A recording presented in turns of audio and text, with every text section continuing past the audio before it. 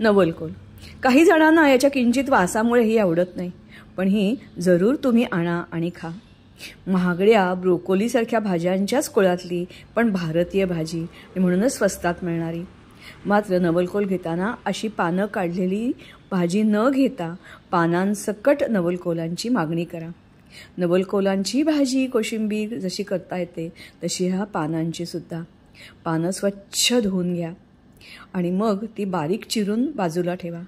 त्याच वेळेला अगोदर थोडी चण्याची डाळ भिजत घालून ठेवा आणि ही भिजत घातलेली डाळ नंतर तुम्हाला ह्याच्यात मिसळायची. लोखंडाच्या कढईचा वापर करा. त्याच्यामध्ये नेहमीप्रमाणे करता तशी फोडणी करा आणि मग ही पानं टाका, त्याच्यावर मीठ टाका आणि झाकून ठेवून द्या.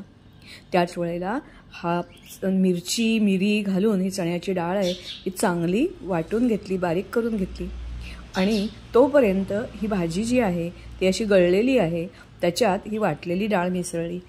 हवं तर थोडं पाणी घाला, नाही तर फार घट्ट होईल आणि मग झाकून ठेवून द्या. चांगल्या 2-3 वाफा आल्या की मग ही अशी भाजी तयार होते.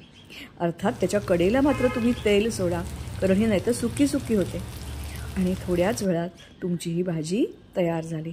अत्यंत चविष्ट, पौष्टिक आणि अनेक रोगांवर तुम्हाला मदत करणारी. ऐनवेळी हवं तर अशी ही फोडणी घालून घ्या, अधिक लज्जत वाढेल.